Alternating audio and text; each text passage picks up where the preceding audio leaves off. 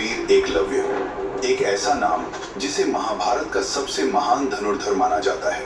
एक ऐसा योद्धा जिससे खुद श्री कृष्ण और पांडव भी चिंतित थे, जो अकेला ही महाभारत की पूरी कहानी बदल सकता था, जिसके पराक्रम से खुद गुरु द्रोणाचार्य भी डर गए और गुरु दक्षिणा में उसका अंगूठा मांग लिया। लेकिन सबसे बड़ा सवाल ये है, आखिर ऐसा क्या हुआ था जो इतिहास के इस महान योद्धा को धीरे धीरे भुला दिया गया और आज भी कई आदिवासी समाज बिना अंगूठे के तीर कमान और गुलेल क्यों चलाते हैं। आज हम जानेंगे इतिहास के उस रहस्य को जिसे सदियों तक छुपाकर रखा गया।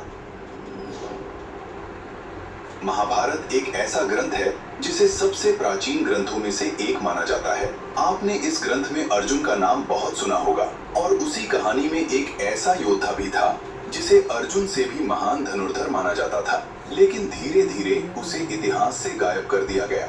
उस योद्धा का नाम था वीर एकलव्य। कहा जाता है कि वीर एकलव्य निषाद आदिवासी समुदाय से था।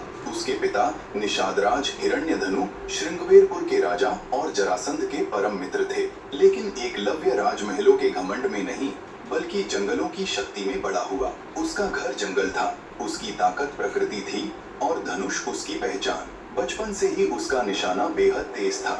जब वह धनुर्विद्या सीखने द्रोणाचार्य के आश्रम पहुंचा तो उसे जाति के कारण ठुकरा दिया गया, लेकिन उसने हार नहीं मानी। वह जंगल लौट गया और मिट्टी से द्रोणाचार्य की मूर्ति बनाकर खुद मन लगाकर दिन रात अभ्यास करने लगा और जंगल को ही अपना गुरुकुल बना लिया था। समय के साथ वह इतना महान धनुर्धर बन गया कि उसकी चर्चा दूर दूर तक होने लगी। एक दिन द्रोणाचार्य, अर्जुन और अन्य राजकुमार जंगल में अभ्यास कर रहे थे। उनके साथ एक शिकारी कुत्ता भी था। तभी वह कुत्ता रास्ता भटककर एकलव्य के पास पहुंच गया और लगातार भौंकने लगा, जिससे उसके अभ्यास में बाधा पड़ रही थी। फिर एकलव्य